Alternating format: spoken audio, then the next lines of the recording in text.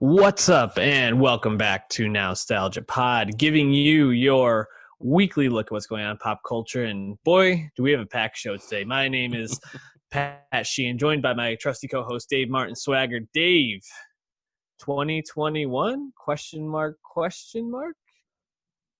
Oh, I am vengeance. Yeah. Yeah, it's DC Fandome review time. We're gonna jump right into that, and a lot of music, and one, I think, excellent TV show we'll be talking about. A little spoiler right there. But before we jump too far in, give me that follow if you're watching on YouTube. Just hit the subscribe right down below, Do it. youtube.com/nostalgiapod. Also go to soundcloud.com/nostalgiapod, the only place where you can find all the ways to listen to the podcast in your earballs. And of course, Nostalgia Pod on Twitter. Dave, we have a varied history, I'd say, with the DC universe. We've given some not so good reviews of DC movies and products, and some very I'd say positive reviews. Aquaman, other than some I think graphic design and effects work, we're pretty high on. Somehow looked worse on land than underwater. Still don't understand why that was. Figure that. But I would say DC has been trending up. We also, I think, the movie with Zach, what's his name, did pretty well. Now, it's not great that I'm forgetting, but Who? adjacent to Black Adam. Oh, Zachary Levi, Shazam. Yeah. Yes, Yeah, I like Shazam a lot. Yeah, that was a good one. Good movie. I can't remember the name, but we both enjoyed it a lot. Birds of Prey, just this past February. Didn't do well at the box office, but I like that one quite a bit. Yeah, there's been some things to like recently. So DC Joker, Fandome, of course, a lot of talk last year. Lest we forget. Yeah. Anyways, moving on to the new stuff, though. DC Fandome this past weekend, a lot of new content coming out of that, and we have to start with Batman because we are our Pattinson stans. We've been looking forward to the Batman, the Matt Reeves Batman, because this cast is insane, and we got our first look. What did you think of the trailer? Looked good, dude. Yeah. It looked good. Looked intense. It looked like a lot of what they've been telling us about. Matthew Reeves, to his credit, has been very consistent in his messaging and even dedication to getting this movie made. He was attached to the movie for several years. And then hearing his comments about his affinity for the comic mythos of Batman and stuff like that. And then you see that translated to this trailer, which, again, as we know, that this movie is far from being completed. It's just going back to production next month. So despite only filming, I think a few months, still cut a really solid trailer. And, I think the key thing is that kind of like down to earth. You really get the sense that like year two vibe that we associate with early Batman right after he becomes Batman, the comics, seems to be coming across. And that's exciting, and whether it's as truly noir detective as they're saying remains to be seen. But even if we get just, bits and pieces of that sounds really cool. Yeah, for sure. And I actually just thought, the whole vibe of the trailer, kind of like you talked about, was great. It was dark. It really gives like a harrowing feeling of Gotham, which I know people have had varying likes or dislikes on some of the past takes on Gotham, and Batman being played too cartoony. More recently, we've had the grittier Batman. Affleck's Batman was very gritty and dark, and obviously the Nolan Batmans were very gritty and dark as well. And this seems to be more in that vein. One thing that really stood out to me is we see a scene where Batman is being kind of taunted by this group of hoodlums, and then he kind of puts the beat down on one of them. The fighting in that reminded me a lot of the Arkham games, like the style, how it was kind of like the doof, doof, doof, and then like almost like you're pressing like XBA like as you're going through it. It was definitely, I thought, very cool. And then we get the I am vengeance from Pattinson, and I was just like, all right, I'm in. I'm 100% in on this. I just want it to be dropped tomorrow. Although I don't know if I could even see it in a movie theater if I wanted to. That's true. Yeah, you don't want that. Yeah. Well, give me a couple months. Let's hope. But that wasn't the only Batman news we've gotten from DC Fandome, Dave, because we have Ben Affleck returning in the Flash. What That's do you think right. of this? Yeah, I mean, when we knew they got Michael Keaton, which was reported a few weeks ago, a few months ago, uh, it started, coming up, right? It's like, the Flashpoint, flash forward kind of storyline that's we've known is going to be the subject of the Ezra Miller Flash movie that's been in development hell for a while. They seem to really be finally moving forward with that movie after multiple directors and scripts and stuff, and tying it all together with past iterations and really doubling down on that multiverse.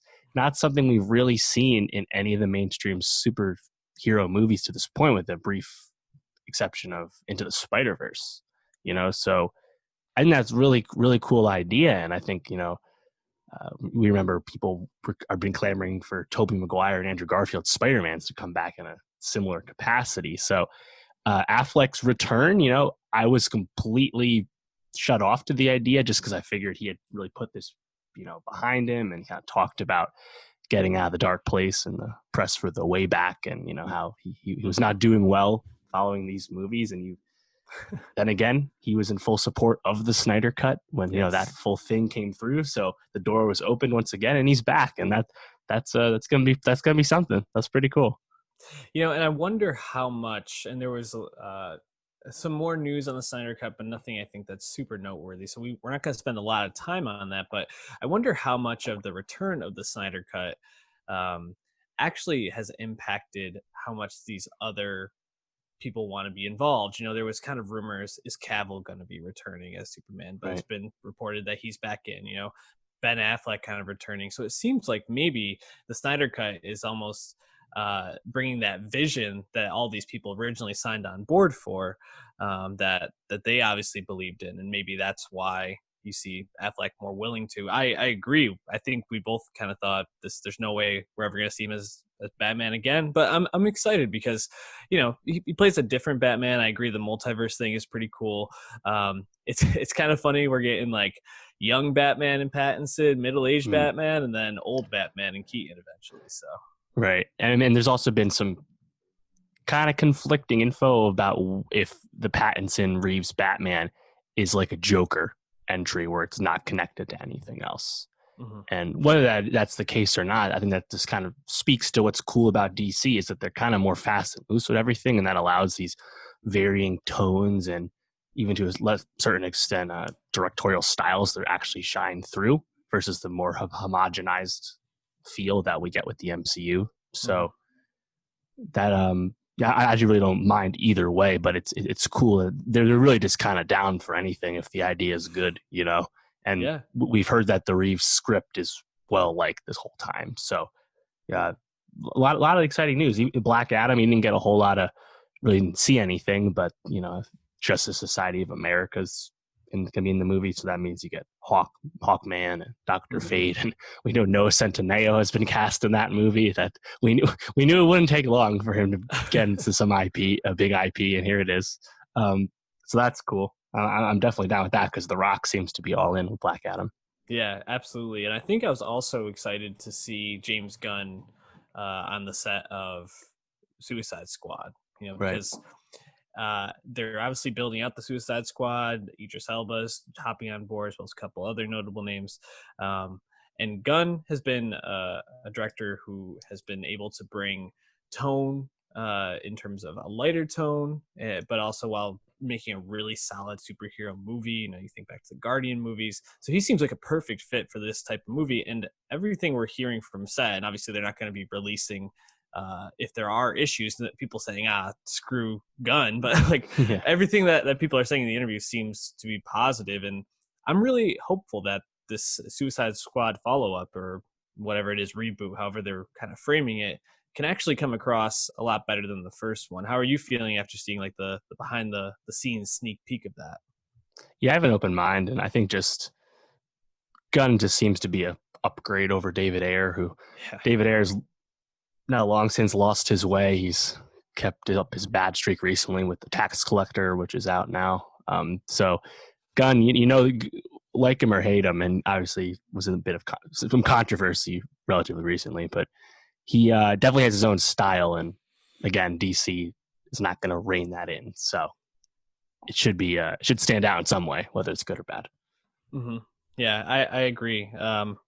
Overall, a lot of fun stuff coming out of the DC fandom, and I think what I really like, and to go back to a point you said before, is that they aren't following the Marvel playbook.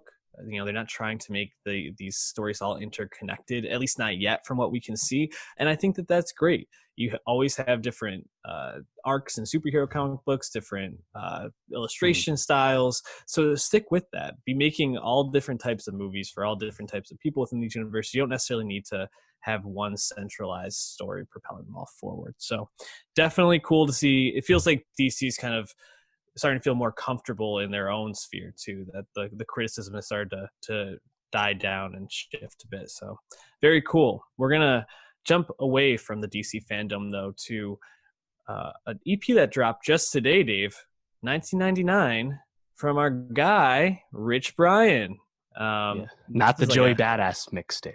no, not the Joey Badass mixtape for sure, but Rich Brian, 88 rising star and leader. We've talked about him a couple of times. Came out of that like what that I was gonna say TikTok, but that Vine world. Fine. Yeah. Really, man, I miss Vine, but TikTok also a very good app. And when we first reviewed him, I think we were pleasantly surprised, and we were like, "Man, this guy he really has something," and I think you can kind of see the potential here. And then on the second release, I think we kind of saw the growth and him Mhm. really becoming an artist and a producer, and really, I think, coming to his own. Do you feel like 1999 is a continuation of that for Rich? Yeah, it's definitely a continuation of the growth, no doubt about that. And most of the stuff on 1999 he probably has dabbled with in songs we've heard before. Mm-hmm. On The Sailor, I think a song like 100 Degrees, one of my favorite songs off that track, and even Glow Like That from Amen. Brian has demonstrated interest in more melodic tunes and kind of just a wide ranging sound, which is, again, far different from what we expected from the guy who made Dat Stick when he used to go by Rich Chiga, right? So it's such a long way for a guy who's just about to turn 21. He's still incredibly young, despite Yeah. a solid output already. And I think 1999 does have a few of my favorite songs from his to date. I think there was some moments I didn't like quite nearly as much, but I think what's clear and what will stand the test of time is that Brian is really kind of like his label mate Joji. He's really just kind of an impressive artist that can do a lot of different things, and that's always exciting. Yeah, I totally agree. I thought there was a lot of growth on this, and I don't think every song hits, kind of like you alluded to. Like Long Run just didn't catch me very much, but the first track sometimes, I thought that was an absolute hit, and probably one of the strongest songs we've heard from Rich Brian at this Mm-hmm. point. As well as DOA really stood out to me as just a really Yeah, solid track. almost more dancey than he's ever done. Yeah, it kind of reminded me a bit of like Flock of Seagulls I Ran, a very famous 80s song. Sure. Um, and I just thought it was really impressive that even in these like 6 or 7 tracks, he really was exploring a lot of different sounds while kind of keeping his like trademark like vocal performance and I think delivery on a lot of it. So it Mm-hmm. really felt of an artist, but still exploring. What song stood out to you, or what moments did you like the most? Yeah, I actually didn't mind Long Run just as kind of like a standard Brian rap. I think that's probably because he didn't really have many other of those Right. on the Yeah. CP. Um, but Love in My Pocket, the first single, really stood out to me because that's a Hmm. song where you have the melodic and singing stuff throughout the first half of the song. He doesn't really do any kind of rapping till the end. And I just thought his flow was so impressive. Like when the beat, the Hmm. drum kicks back in with the beat and he just holds the flow. I think that one's a huge highlight for me. Yeah. But even song like Don't Care, and you mentioned sometimes, when he's really just kind of mixing it up throughout the length of the track, it's really fun. Yeah. He does a really good job of jumping, I think, between the rapping and the more melodic stuff pretty well, especially for someone who's only put out, what he's been on 5 different records, maybe 6 different records and a couple features. Mm-hmm. It's he's still very young, like you said. So a lot to like here. I feel like, I mean, the whole 88 Rising group we've really had our eyes on, but him and Joji just seem to be skyrocketing, man. It's really cool to watch, and the more EPs we get like this, the more I think we're going to be looking forward to that next full length album drop. Joji's album Nectar comes out on September 25th. Very excited about that. Can't wait, man. Why don't we jump to another EP that dropped? Troye Sivan. Ah, yes. I mean, where are you at with Troye Sivan going into this? Into this, he's someone who I recognize his influence and his celebrity a lot more than the music he's made to this point. You know, I think it's pretty undeniable that he's become a important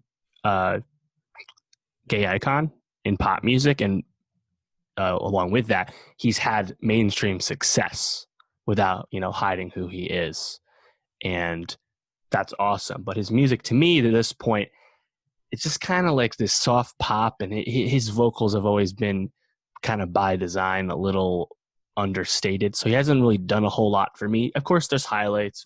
His second album, My Oh My, that's a great track, and that's one of the ones where I think his personality really shines through.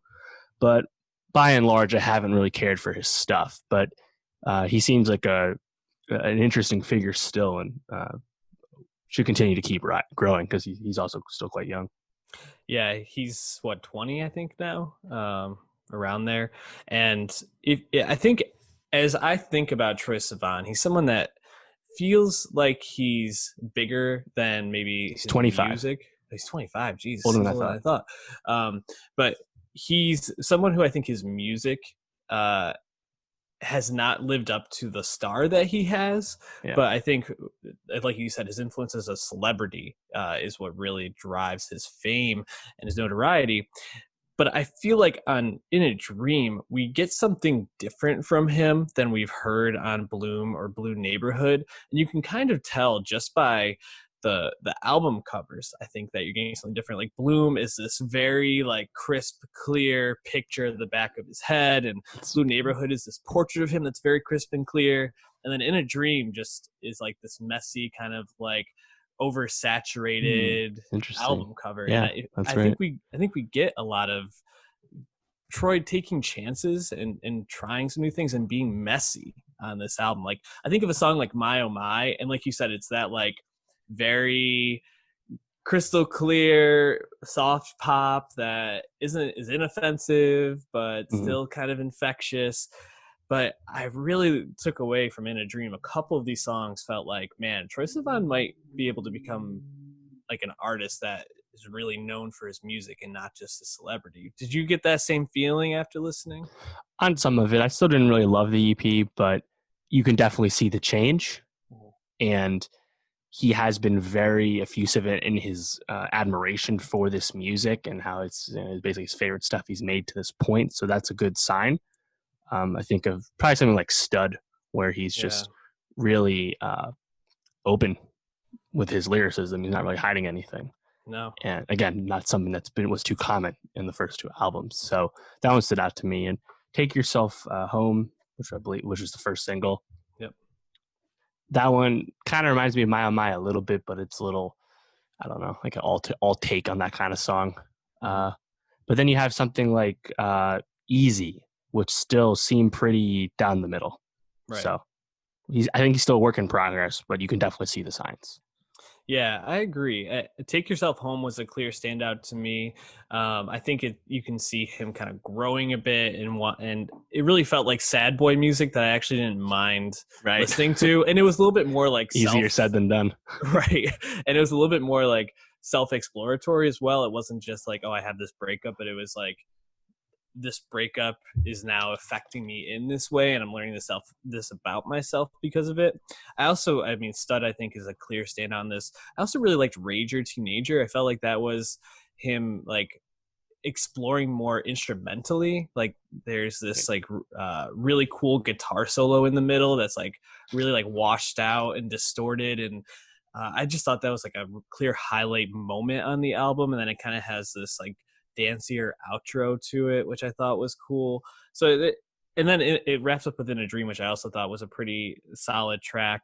I think "Could Cry Just Thinking About You" was probably the track I liked the least, but overall I was kind of taken aback by how much I actually really liked this EP. So really good to see from Troye. He was touring with Taylor Swift, I believe, on the last time he was live, and I mean, who knows when we'll do concerts again, but I'm wondering if we'll get a bigger drop and then maybe a headline tour from him. Oh yeah, I think he'll definitely headline. The question is, how big are those venues? Yeah, it's hard to say and hard to know even what that's going to look like when he can. But yeah, definitely good for Troye for sure. Any last thoughts on this? I mean, not to be reductive, but when I think of gay pop music and even music from straight artists that gay people ride for, generally speaking, I feel like they like the weird stuff more. Like Charlie XCX is this huge gay icon, right? Right. And her music is so different than Troye Sivan's, Yeah, definitely. So I would like Troye to continue to get weirder, just for my personal taste. Yeah, I agree. It's funny because I think of Charlie XCX, but then I also think of someone like Lizzo, who's like a huge icon in the gay community, and she makes I would say she makes great pop rap music, but like very much like inoffensive, I think, in a lot of ways too. Very much just like self-empowerment, self-acceptance, which is very cool. All right, jumping to another mixtape though from a rapper that we've talked quite a bit about on the show, Vic Mensa. When was the last time we heard from him? 2018? We haven't covered him since 2017, but he actually has released a lot of stuff that I didn't feel like we need to talk about, unfortunately. We talked about the autobiography in July 2017, so that was 3 years ago. I think the song that stood the test of time, one of his biggest hits, was Liquor Locker on that track, which is not exactly a traditional rap song, much more melodic. But then since then, we had the Hooligans tape from the end of 2018, which had a few moments like Reverse and In Some Trouble, but wasn't very good. And then August 2019, a year ago, we had 93 Punks, his band project, which had a song called Camp America, which was bad. The whole project was very poor, and it had just these really like blatant, over-the-top lyrics about society and America, and like you could tell the heart was in the right place, but it just was rough. And I think this new tape, the V tape, you can tell that Vic has been grappling with the ups and downs of his career, and is presenting this as a bit of a fresh start, because he's kind of been all over the place, and he's also become a bit of a punching bag in terms of hip hop culture for things he said. And I am happy for this restart. But yeah, we haven't talked about him in a while because there wasn't a lot to say at the time. It's funny, you're talking about how he's like grappling with his career over the last couple of years, and I wonder if the title of the tracks on this might be alluding to that, like Vendetta or Dirt on My Name or Too Honest or Rebirth. Pretty clear what he was trying to accomplish with this. Did you feel like it merits that comeback type label on this? Yeah, I mean, I think there's a lot. See, I've had to change my expectations of what I want from Vic Mensa so many times. And I think that's the thing with any longtime fans. And he's not someone who does big numbers. He hasn't. And that's something that academics has made fun of him for. But it's like, as all the actual Vic Mensa fans that because again, he came up with Chance the Rapper. He's been around a long time. People have known about him if they've been plugged in. And he had some really good tracks early on. And he also dabbled in a lot of different genres. I have no problem with changing up what you want to do, but it just seemed like he got away from stuff from a quality standpoint since the internet tape. And on this, I think, was it Dirt on My Name? Dirt on My Name, I like the track. It sounds awfully lot like Drake doing Money in the Grave, but that's fine with me. But yeah, I think for me, Rebirth was the highlight for me, because that's where I think he's most upfront about his self-flagellation, I guess. Hmm. I dissed a mother's son. I'm sorry, Miss Jackson.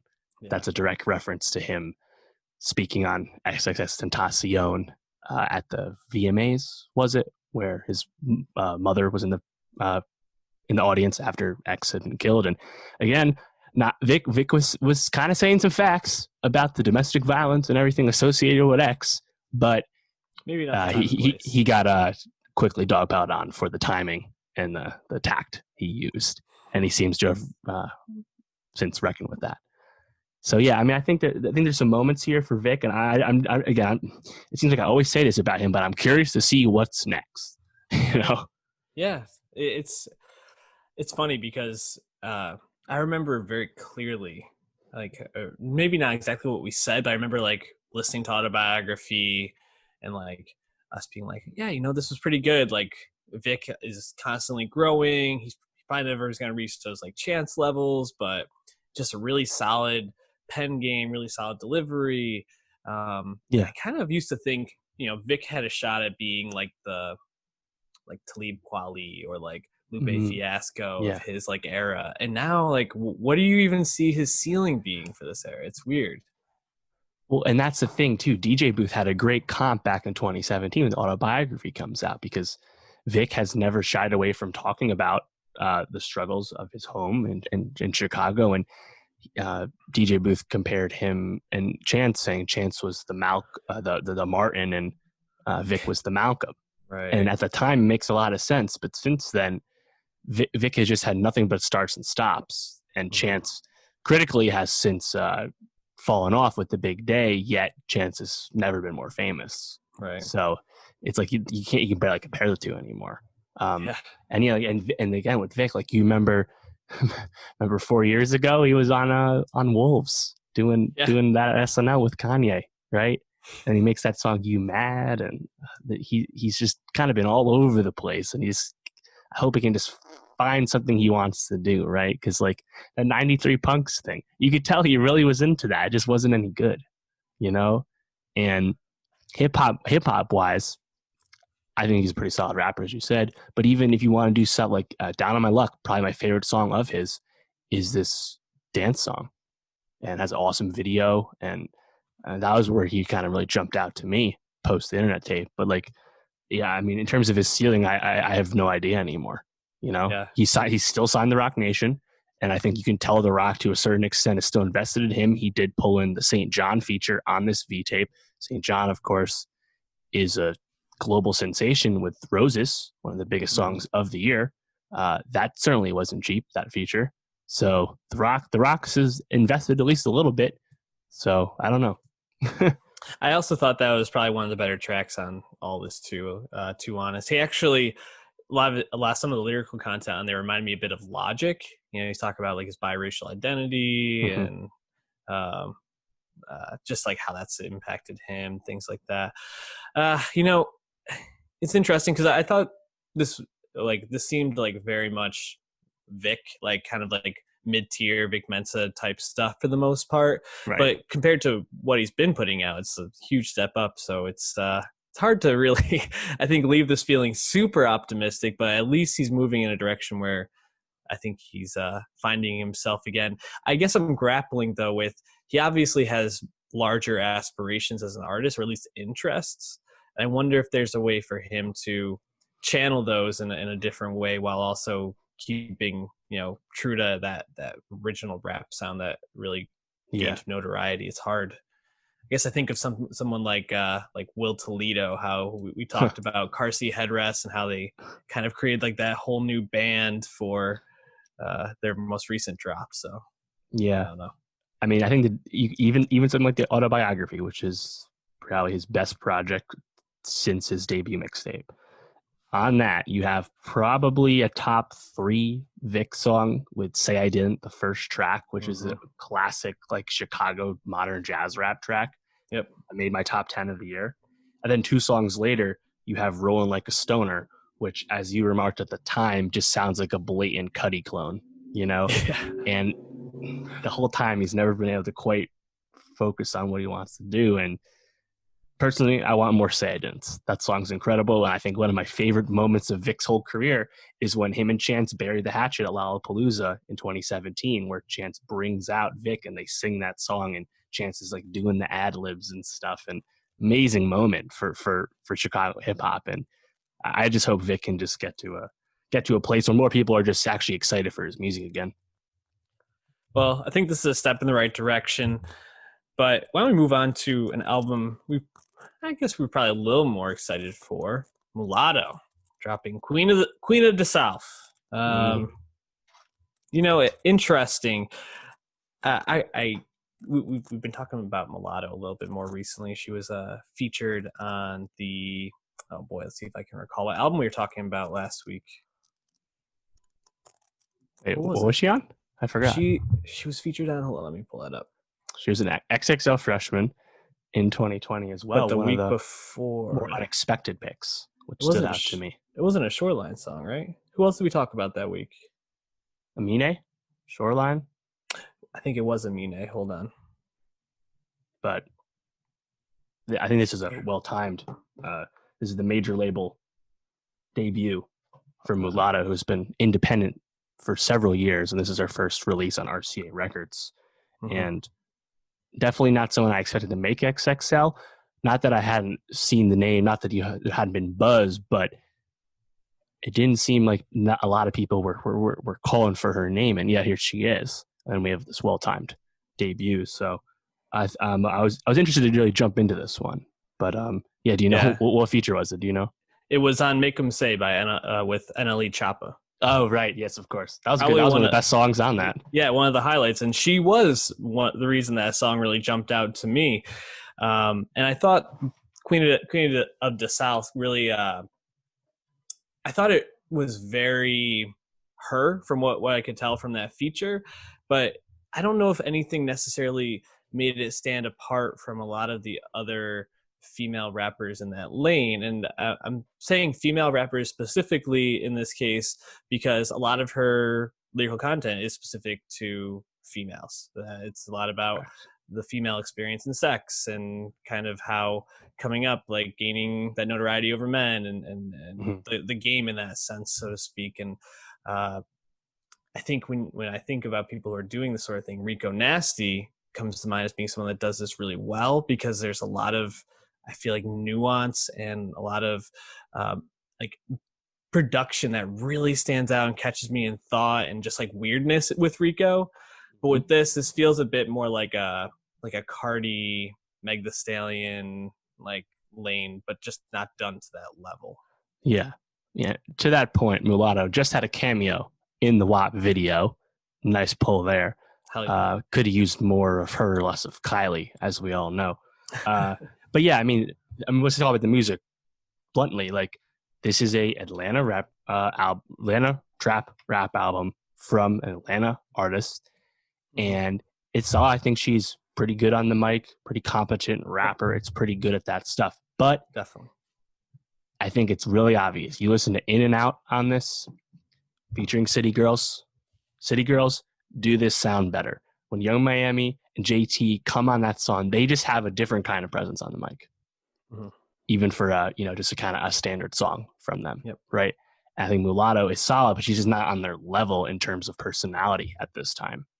So I don't really, for me, having listened to a lot of her stuff, including her, her biggest hit is Bitch from the South, the remix with Trina and Saweetie's on this project.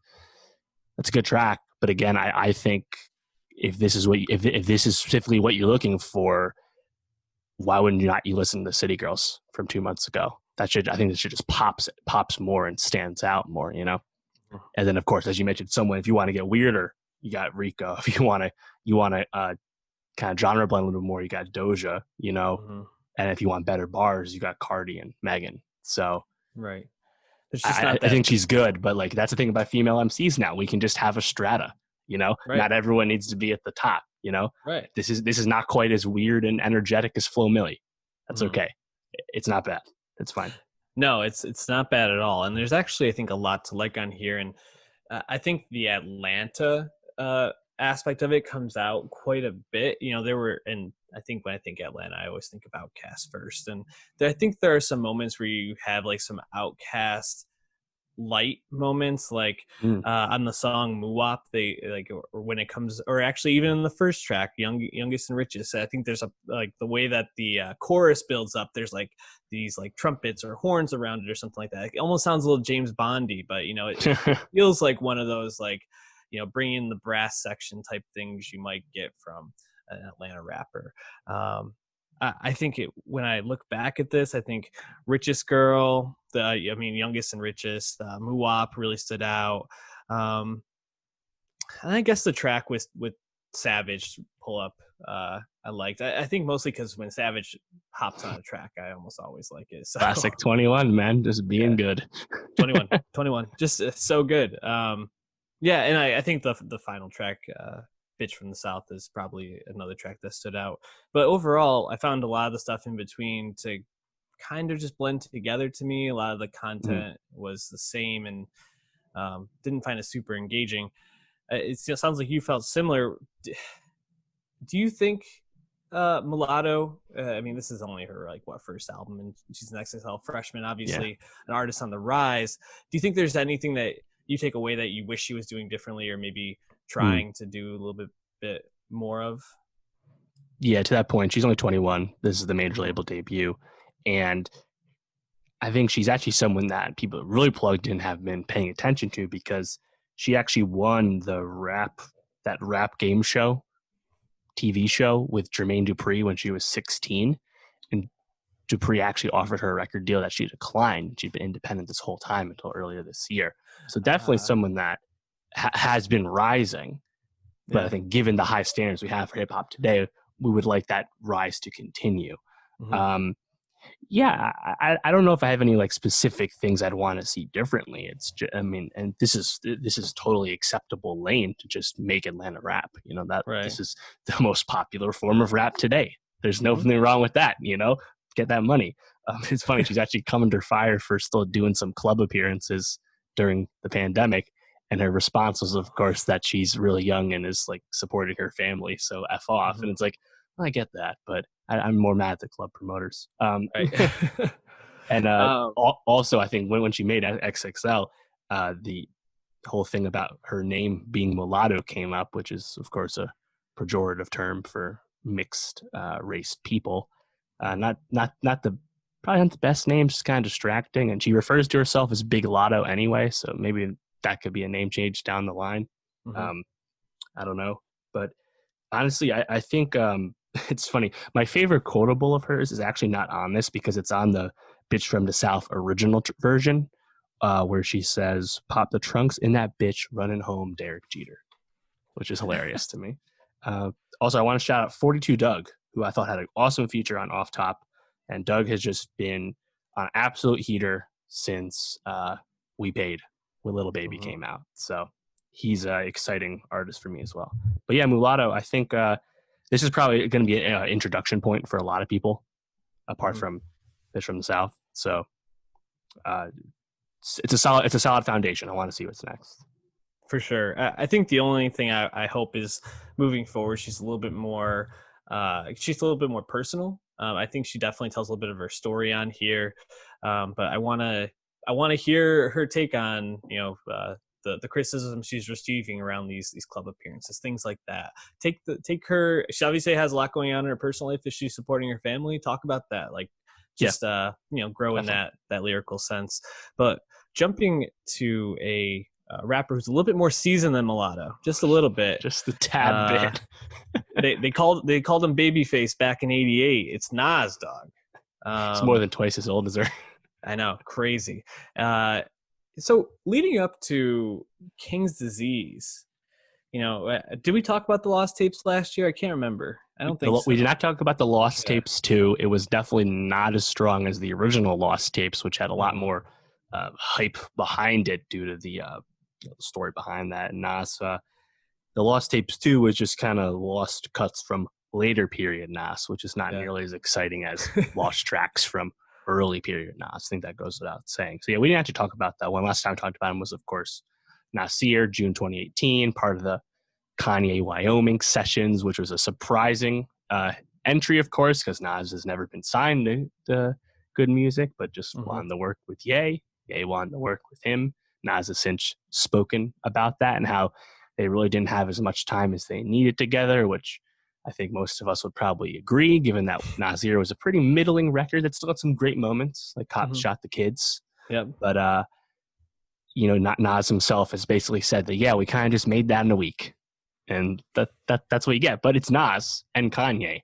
So it's not like it's terrible. They're that good. So they can kind of crap something out and it's halfway decent. But you can tell with King's Disease that there was a little more time put into this. And I think it's notable that with this album coming out is we get that first single, Ultra Black. And he's like, oh yeah, new album next week with Hit Boy. And everyone's like, the fuck? Like Nas is the guy who throws away projects, teases projects for years and nothing ever comes of it. So this is kind of wild that he just dropped something with like 2 weeks notice. Yeah, no, I was actually going to bring that up is it's definitely there's been some buzz in the last week, and obviously it was only announced very recently, but I feel like for a Nas album to drop, like a proper Nas album to drop and not get as much hype or not be talked about, like I've seen a lot of other albums talked about recently. I haven't been seeing a lot of discourse on Nas the last couple of days. Maybe that's just where I've been tuned in. That might be.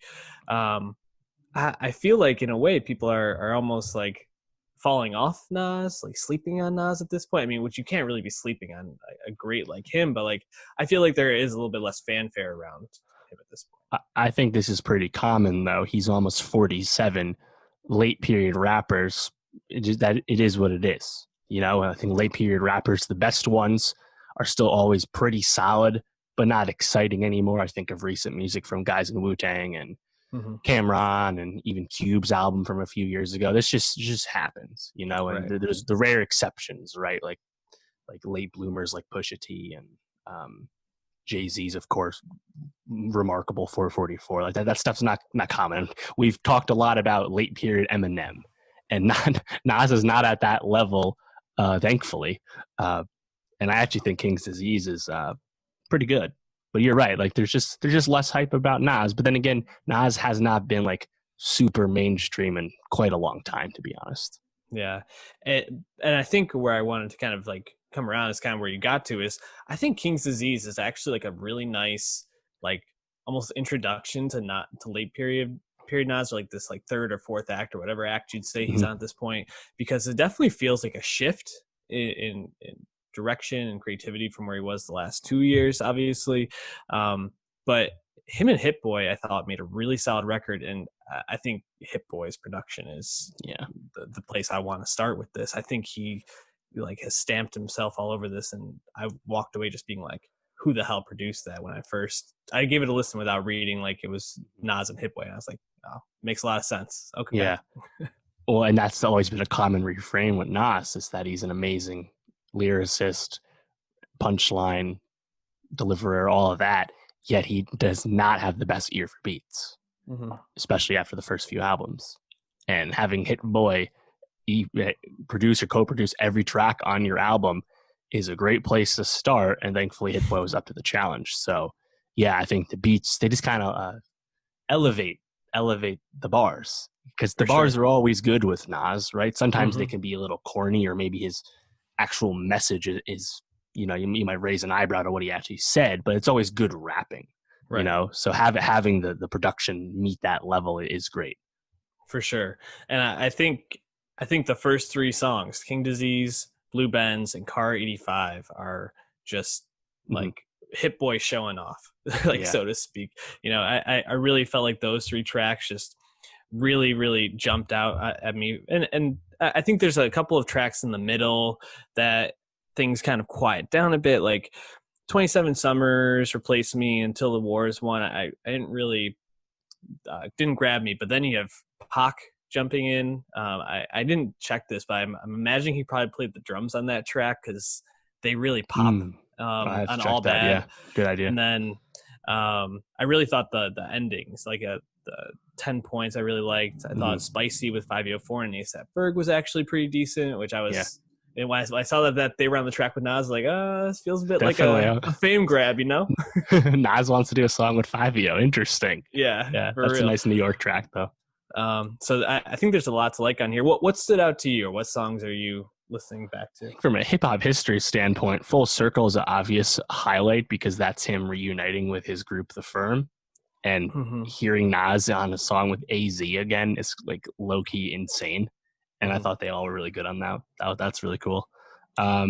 Dave, on Full Circle, there's an uncredited background vocal. Can you take a guess at who it is? I'll give you hints. A male singer who's on a very famous like game show now. No, who is it? Robin Thicke, dog, provides Wow, backup vocals on that song, that's and so funny. does Dr. Dre, but Dre's credited on it. No, but Very I cool. love that song. Good choice. Go on though. Sorry to interrupt. No, I thought The Cure was also really good, as you mentioned. Rest in peace, Kobe and Nip. That's off the rip. Mm-hmm. I think Ultra Black probably has the biggest quotable of all. I'm unapologetically black, the opposite of Doja Cat, Yeah. which is actually fucking flames because Doja Cat has been in quite hot water for her dabbling in racist chat rooms on the internet and in general putting her foot in her mouth. It was disappointing for me to see Nas kind of walk that back when asked about and just saying, that's just kind of bars and words. We just kind of say stuff sometimes. I was like, well, bro, that shit made sense though. You don't have to defend it. Like, Yeah. I mean, especially like Doja Cat is like an easy target. So it's like, I thought that was sick. That's a track I like in general as well. Yeah, it's just Ultra Black is a really strong track. I think it's probably the track that sounds like most like old school Nas to me. I guess maybe Blue Benz too. I think really sounds like Blue Benz is another highlight. Nas. But I don't know. Doja seems like she's got a lot of issues, dude. Like I think if she's going on and talking about herself, maybe low hanging fruit a little bit. Sure. I don't know. But I think I definitely perked up when I heard that. I was like, ooh. Yeah. I mean, it fits the song too. It's also not like the first line either. I think it's spruced in well. So yeah, no, I agree. Yeah, there's a lot to like on here, and I feel like reintroducing himself a bit as like I'm still Nas, I'm still great. Keep working with great producers and. Yeah, I hope this is like kind of how he spends the latter half of his career, is just like getting a great producer. At first, when I heard some of the tracks, I thought he was working with K Tronada actually, and I was like, if you got K Tronada on this, that's a great choice by him. So I don't know, be quite the combo. It'd be a very interesting. I don't even know how that would go, to be honest, but I want to hear it. This was album 13. Nas has nothing to lose at this point. Do whatever. Right, exactly. Speaking of nothing to lose. When you haven't dropped an album in almost a decade, you really have nothing to lose. And Bright Eyes certainly gave it their all on this album. It's a very I'm not gonna say bloated because I don't think this album's bloated at all, but there's a lot on this album, a lot of different flourishes and touches. And yeah, just the fact that Bright Eyes is back with their new drop, Down in the Weeds, Where the World Once Was, is kind of crazy. Dave, any familiarity with Bright Eyes prior to this? Of course, we did review Better Oblivion Community Center last year. Check that out, youtube.com/nostalgiapod. Other than that, Conor Oberst was but a name to me, not the type of indie rock I normally listen to. Yet a very important figure that is often cited as an inspiration by many people in mainstream pop. So I've seen this written a lot recently that the Bright Eyes is almost getting like the critical respect it didn't get back in the day. Belatedly. Obviously, I'm not a big enough fan to speak to that, but that's kind of cool. That's interesting. It doesn't happen all the time. And really, not having much exposure to old Bright Eyes, just kind of going into this, I like this album a lot. Yeah. And I think Oberst stood out to me and helped me like it. Those flourishes you mentioned, this album kind of changes what it sounds like from time to time. And we're going to get to another rock album later that didn't do that enough for me. But Bright Eyes surprised me. I did not expect to like it as much as I did. Yeah, it's funny. There's been reading articles and hearing some of the acclaim Bright Eyes gets from current artists, young artists. It's almost kind of like they... Post Malone, for example. Yeah, but they kind of are getting like compared to Bob Dylan in a sense, in terms of like, being the voice of this generation that's growing up in a a society that feels like it's decaying and falling apart. And Bright Eyes is kind of known for having these like apocalyptic Yeah. like themes running through a lot of their songs. Like I always think of nihilism. Like yes, for sure. Connor's dark. Yes, absolutely. Like one of my favorite songs. So I guess there's probably two that I think of, and I think one is a very well known song by them called "Devil Town." It was in the Friday Night Lights movie TV show closing out season 1. So I think a lot of people kind of learned it there. "Devil Town," I think, is a very like, I don't know, relatable song. But then a song like "Easy Lucky Free," which is a bit more of a deeper cut for Bright Eyes, is very much just like, yeah, the world's falling apart, but just go with the flow, go along with it. Like, this is just all we can do. And I think that kind of embodies the spectrum of Bright Eyes in a lot of ways, those two songs. And then you think about, we listened to Better Oblivion Community Center last year, and we both really liked it. I think Phoebe really inspired Connor in a lot of ways to bring his A game to that, and really solid album. And then I think he had something to talk about on this. I think not only is this a time in society when things really do feel like they're burning to the ground, but Connor's personal life was kind of burning to the ground when he wrote this. He was going through a divorce. He lost his brother. Those two things are very much like a part of this album and kind of stand out. And I think the music really kind of fits that theme, and it kind of, I'm really impressed, I think, with how Connor writes lyrics that feel so personal, but then can be extrapolated to broader themes so easily a lot of the time. Did you find yourself connecting with any of that, or at least noticing that as you were listening? Yeah, I think so.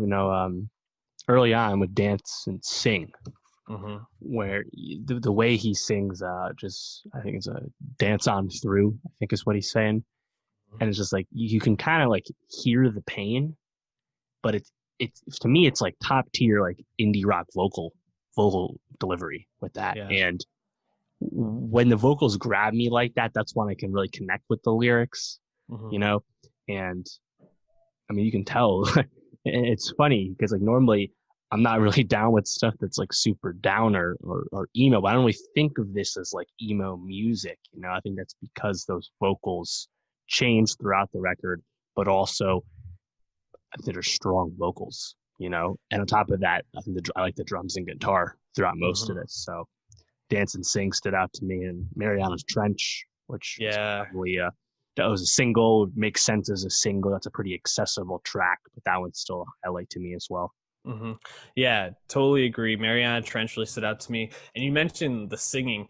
Connor really has this warble in his voice that I think is so distinct for him, but really works to his delivery and his song, in whatever he's singing about. I thought To Death's Heart in 3 parts was probably the track I found to be the most engaging and the one I liked the most. It was folky but psychedelic at parts. It was almost kind of like I don't know, kind of reminded me of like a song you might hear like a wedding, but like so much darker. It was kind of weird, and I think the guitars in it was really, really great. And then Persona Non Grata, another single from this. There's this like breakdown in the middle where these like voices chime in, and there's like a choir or chorus that comes together. Just some really wonderful moments. I think on Persona Non Grata they also had the bagpipes in it. I think that was the one. And that really also was like a moment. A couple of these songs, just a note, had Flea from the Red Hot Chili Peppers jumping on the bass, which I thought was pretty cool because I mean, anytime you can get Flea to play bass, you kind of have to take it, I think. Yeah. Any other thoughts on this? I mean, I just think there's a lot to like here in general. I thought it closed pretty well. I like Calais to Dover and Comet Song as well. Yeah. Yeah, I mean, it's something, it's what, 40 minutes? No, 55 minutes, but I think it really holds your attention, which for me, my personal taste is not common with indie rock. So I was very happy with this one. Their last album was 9 years ago. So the fact that they released something this cohesive this Yeah. thoughtful, and I thought Doesn't sonically sound it out was of date phenomenal. either. No, it just is like really impressive to see them have this strong of a comeback. So definitely very cool. But Dave, now I think we're gonna get to the album we're gonna agree on the least today, which is "Imploding the Mirage" by the Killers. And the Killers are interesting. So last time we talked about them would have been Wonderful, Wonderful, which came out 2 years ago. Probably the 3 years ago. highlight 3 years ago. Oh my god, 17. jeez. And the highlight of that was definitely "The Man," which has been put into a lot of songs. The Taylor Swift Sorry, song? a lot of stuff. Yes, they actually ghost wrote most of the new Taylor album. People don't know that fact, but no, "The Man," it was in Vice, very prominent song for the release of that movie. Right. But when we talked about it, I think we found that it felt like the Killers had kind of just lost inspiration, just weren't really saying anything that was worth listening about, and just were making music that was pretty boring. But in the last 3 years, they've had some band members either totally drop out. Mark Stomer, their guitarist, is no longer with the band. And their bassist has kind of taken on the role of like lead guitar on a lot of these tracks, but has also been, discussing maybe not wanting to be a part of the band as much. And I think actually stepped away from production of this album at points. So really it's just Brandon Flowers and the drummer, but this is a totally Brandon Flowers driven album. I think you can tell by lyrical content and aspiration, especially if you've listened to any Brandon solo stuff. It feels a lot like he was taking the formula of the Killers, but then bringing in that weirdness of his solo stuff to really meld it together. And I thought it totally worked. I think Imploding the Mirage is the best Killers album that we've gotten in, I don't even know, day and age, which came out, I think, 2008. So maybe in the last 10 years, 12 years. Well, that's good. Yeah, well, but I'm wondering, did you think it was any good? This is just classic, not for me music. Not a huge Killers guy in the first place. I like the big songs. I like Mr. Brightside, which is damn near has a billion plays on Spotify, kind of crazy. As it should. Yeah, somebody told me when you were young, like great stuff. But like after Sam's Town, I really have no connection to the Killers at all. So I also don't really have any expectations either. To me, the Mirage I saw when I was listening to this music in the car was just the monotony of Brandon Flowers' vocal delivery. He is soft as fuck to me, and I can't get into it. It's like Vampire Weekend. It's like not even an indictment on the quality of the music. I just cannot connect. Yeah. Usually. That's really interesting because a lot of the praise that has come for the Killers all throughout is that Flowers' vocals are just still top. He sounds inspired. This is better than Wonderful, but it's also still doesn't do much for me. That's just my personal taste.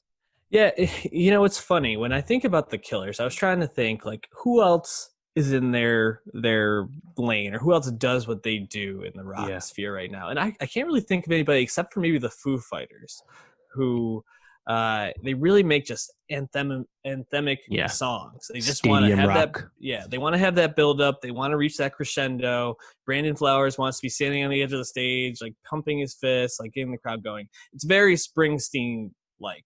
And I think Imploding the Mirage feels like the Killers doing Springsteen light in a lot of ways, and that's kind of always been Flowers' like broad comparison. He's not even close to Springsteen's stratosphere, but kind of has similar things. He talks about these like very specific town metaphors in order to extrapolate bigger ideas. He makes these songs that have these build-ups and talk about women who are in these like dire situations and grow up in these impoverished places. So it's just kind of like I think while some of this stuff seems very familiar, there are some moments that seem pretty cool. And one moment that I really wanted to highlight for me was "Dying Breed." It has like this like thumping, almost like it reminded me a lot of like LCD Sound System's North American Scum, or even off their most recent one, Oh Baby, where it was like the drums were really building up, building up, building up throughout, and didn't have much variation, but they kind of built a soaring song off it, which I was like, oh, this is something I haven't heard from the Killers much. Or a song like When the Dreams Run Dry has like this weird breakdown in the second verse that almost feels like the song like Escape, from like the 80s, like Do You Like Pina Coladas, whatever. It has like that like weird like island like breakdown, but I was like, you know what, this is them being weird, but it seems to fit and kind of make sense. And I think there's a lot here to like, and I'm really impressed with this. But was there any tracks that stood out to you, anything that you liked? Yeah, my favorite song was My God with Way's Blood. I really Mm, liked the way those vocals were mixed together. wow. And which is interesting because I don't really care for Way's Blood normally. Yeah. Definitely a much different type of music than this. Hmm. I think like the lead single "Caution," and I think actually most of this music is not offensive at all. It's completely inoffensive, and as you said, it's like Foo Yeah. Fighters. It's designed. This is almost designed to be performed with a group and in Hmm. front of people, right? And the Brand of Flowers of it all does make sense. Right. And he's actually spoken to how his drive is perhaps different than his bandmates because he's a lot younger than his bandmates. Hmm. And he's like, maybe if I was their age and it was reversed, I would actually feel differently. But you can tell that he's still pretty inspired. And I do think some of the lyrics do stand out because he kind of has a way of storytelling where he's kind of speaking in less matter of fact terms, more symbolism and stuff. So Yeah. I respect it. It's just not my jam usually. Yeah. Caution is funny because that feels like the most like basic Killers. Just like Yeah. we're just gonna use the old school formula and just make a song with some new lyrics. But I think when they really take some chances on this, it comes out well. Like Lightning Fields, I really liked with Katie Lang. I thought like the back and forth with the Flowers and Katie Lang was really strong. Um, my own soul's warning was really good. Yeah, I think there's lots to like here, and it just feels nice to have the Killers kind of getting back to form in a way. So definitely an album I'd recommend checking out, and also check out our Nowstalgia Best of 2020 on Spotify, where we'll be putting a song or two from almost all the albums we talked about today. But let's wrap up the show talking a show that we reviewed the first episode of. I think we were really excited to watch the rest of the series. I May Destroy You from Michaela Cole. Man, I was definitely blown away by the final episode, and I think there's a couple of episodes that really stand out as just strong, moving, emotional, thought-provoking episodes. A couple that didn't as much work as much for me, but overall, I thought this first season was a total triumph. How did you feel about I May Destroy You, Dave? I agree. Uh, Absolutely incredible season of TV. Mm-hmm. I've been really contemplating how high it'll go on my list right now because I think this has been a very strong year for TV. Like the top 10, whatever your top 10 is, it's going to be good. But this show, I think, made some of the early praise as the season started going was that Michaela Cole is the next great TV auteur. She is the star of the show. She wrote the whole season by herself, and she co-directed everything as well. Like complete talent, right? And Mm-hmm. the show, as you watch it, it continues to change your expectations of what you're watching, and layering in so many kinds of themes and deep multi-layered themes on top of that, and the episode structure changes. Halfway through we start getting flashbacks, we get introduced to brand new characters that actually come in an important way. But just the way Cole's storytelling changes your expectations, not just of the narrative, but even like the kind of conclusions you're supposed to take away from the themes, continue to keep me guessing, but also really blew me away by the end. So definitely one of the best shows of the year. And it has a lot of that DNA that we associate with shows like Atlanta and Fleabag. Mm-hmm. And it's incredible. And You know, also I think stands out for justifying a 12 episode season. Like we rarely see a season that long, especially on something like HBO. mhm. But I mean, there weren't any episodes I would cut. Like there was just kind of the levels of whether you got blown away or not. The whole Yeah. season's great. Yeah, no, I would agree. I think every episode is well done and definitely uh, makes you think about things you might not normally think about. Uh, but when I was watching the last couple of episodes, and I think it was episode 10, the episode where she sits down, has dinner with her family. Maybe that was episode 9. I can't remember. It was Yeah, around 9 or 10. and that's when it finally clicked for me. I think Atlanta and Fleabag are definitely in the DNA, but this felt like almost like a more more thought provoking or touching on more serious topic, Master of None, There you go. where um like you get that episode and that felt a lot like the Lena Waithe episode where she goes home for Thanksgiving, and I was like, wow, the structure works so well, but it both are obviously focusing on different topics, but that idea of trauma that kind of was like the thread that kind of pulled all these things together. And uh I was just really blown away with how Michaela Cole conceptualized and handled these conversations in this. And Mm-hmm. she didn't make one character like the perfect character, the one who dealt with everything well, or the one who just kind of knew what was happening. They all struggled and had their pitfalls and had their moments. And uh, boy, I was really blown away. And it's funny, as I'm talking about this, I keep thinking about the friend. I'm forgetting her name at the moment. Let me pull Terry? it up. Yeah, Terry, who's played by Warucha Opia. And Terry, I think in the second half of the season, really becomes kind of like the level-headed person in the show, kind of like the one who's kind of holding the friend group together as Kwame and Arabella are dealing with their own trauma around their sexual abuse that they were victims of. And then I think in a way she kind of gets framed as like, oh, she's kind of the one who is like kind of keeping her shit together. And then she goes on the date with the person who's transsexual or transgender, I'm sorry. And I think you kind of see that character grow and like sit with that discomfort, and you're kind of like left with conflicting thoughts about her in that moment, and like, Yeah. I think it also leads you to ask questions about yourself in a lot of ways, which I think is something not all shows really do. I thought that was just really well done. And then she kind of comes to recognize how her threesome probably wasn't the most consensual experience in her book. And I thought that was really well done, how they kind of showed consent and what constituted or what didn't, and in such a thought-provoking way. It was really, really well done. Yeah, I mean, the show, when you get the early reviews and the way the show is pitched, it's about this wide-ranging review of or examination of consent, right? And sexual assault's involved, but the show is so layered. There's so much nuance, and I mean, the way memory keeps coming up and how that changes, and as you just said, with Terry and of course with Arabella, the stuff with the trans character for Terry reminds me a lot of what happens early on between Kwame and Tyrone, right? You see Kwame is this guy who is just on Grindr a lot and is not really trying to make connections, right? He's just hooking up to hook up, get that release, whatever, right? And he's just keeping himself closed off.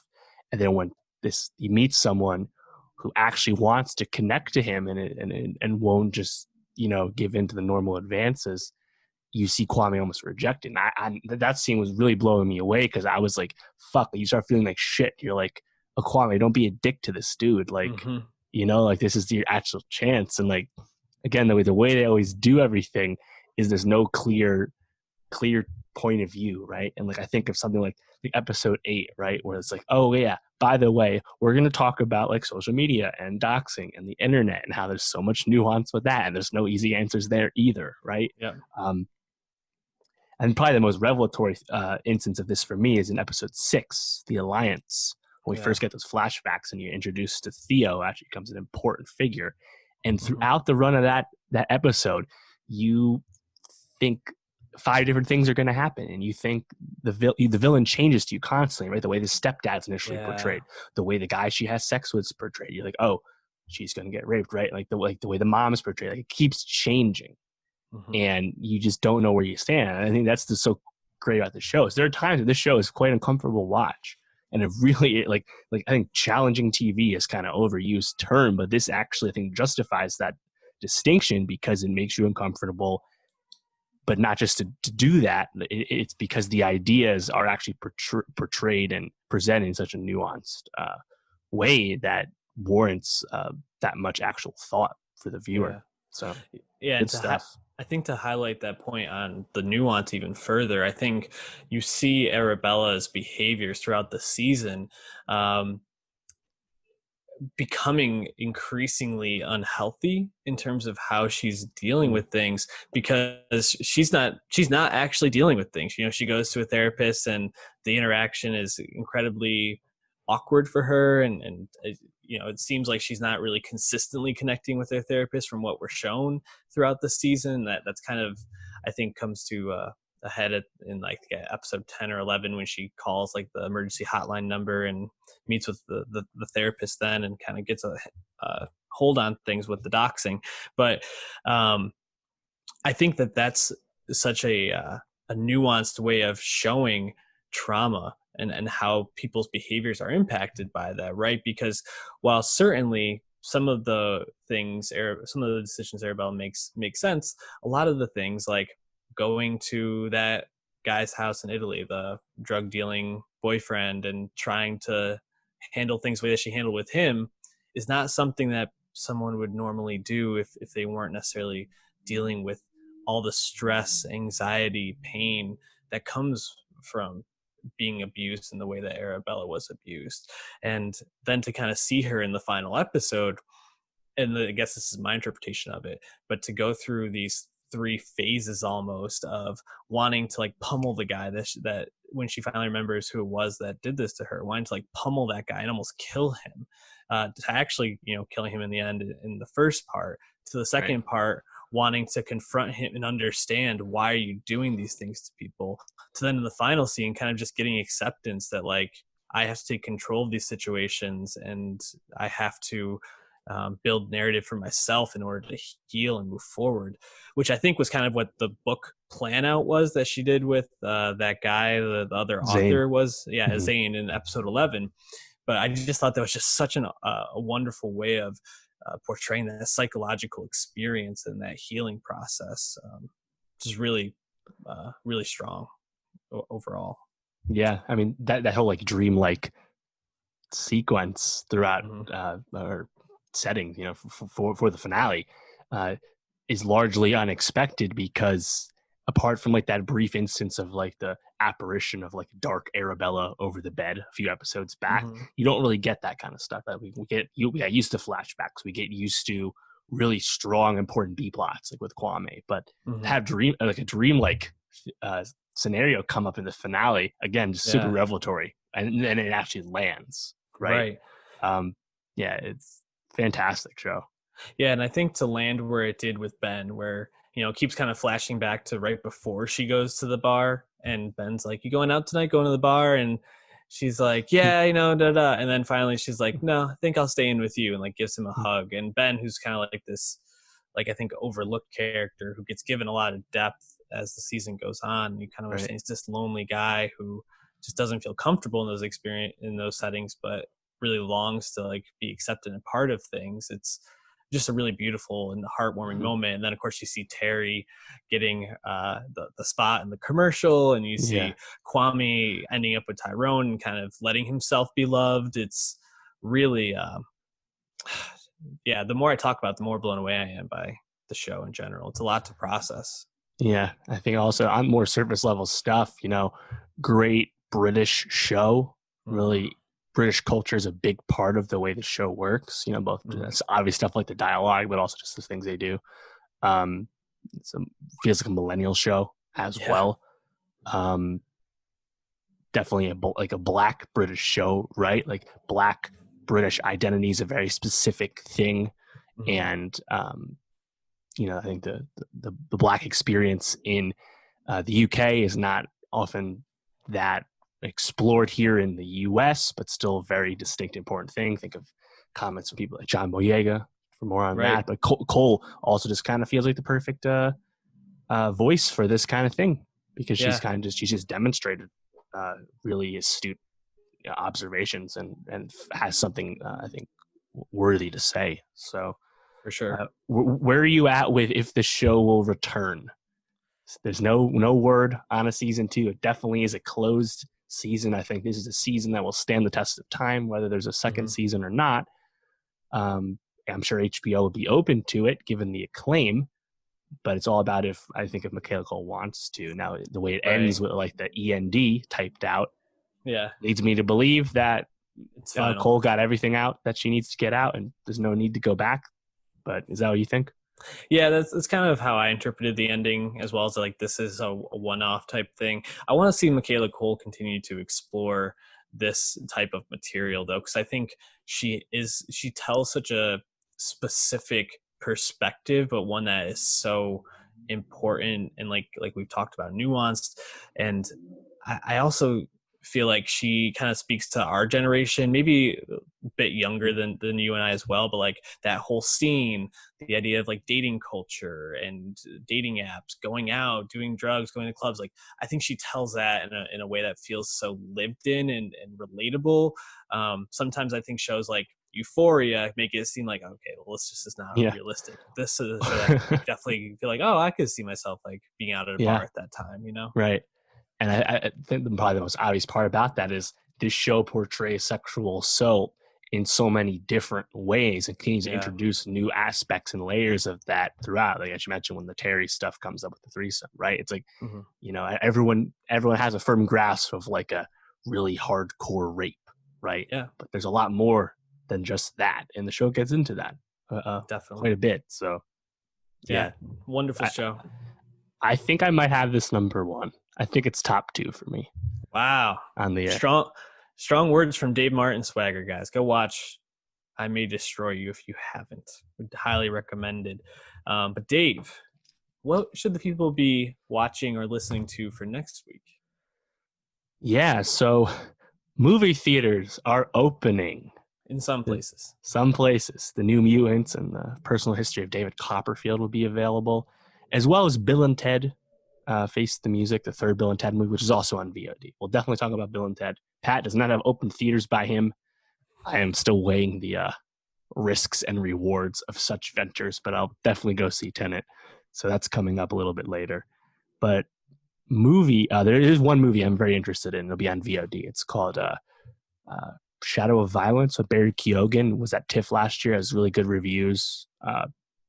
Seems right up our alley. So hopefully we can talk about that. And then there's some music.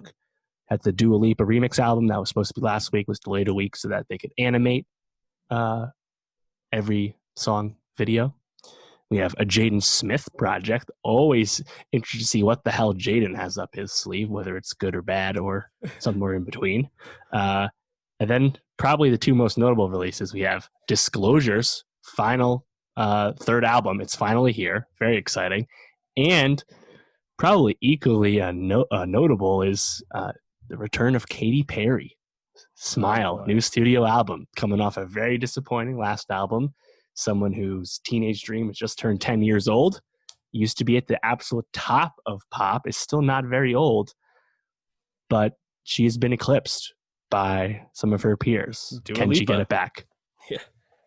We'll see. Ah, boy. All right. Well, at NowstalgiaPod on Twitter, SoundCloud.com/NowstalgiaPod, and YouTube.com/NowstalgiaPod. Wear your mask, social distance. See you next week.